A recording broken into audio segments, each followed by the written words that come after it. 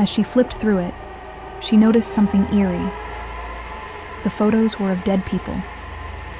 Back then, after someone died, it was common to take a picture of them, dressed neatly, eyes closed, and posed as if asleep.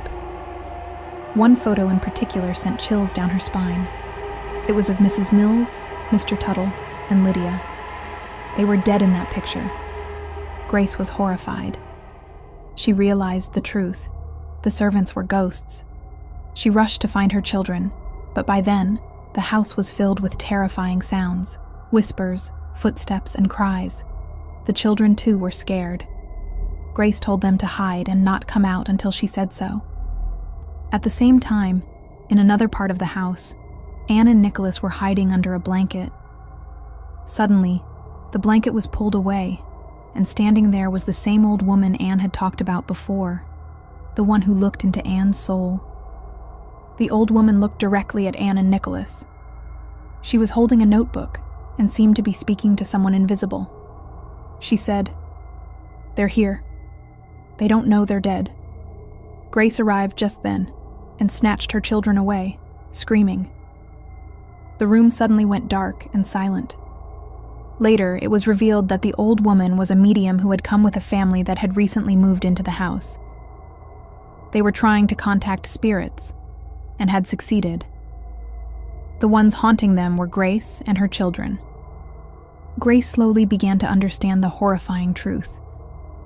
She, Anne, and Nicholas were no longer alive. They had died years ago. On the day her husband didn't return from the war, in a fit of despair and mental breakdown, Grace had smothered her children and then shot herself.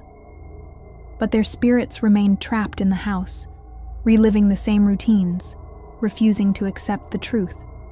The others Anne used to talk about were the living, the new family trying to live in that mansion. Mrs. Mills finally revealed everything to Grace. She too had died long ago, as had the other two servants. They were all ghosts now, coexisting in the house, watching the living come and go. In the end, the new family left the house, frightened by the paranormal events. Grace and her children, now aware of their reality, chose to stay.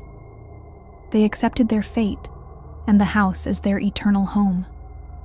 As the story closes, fog surrounds the mansion once again.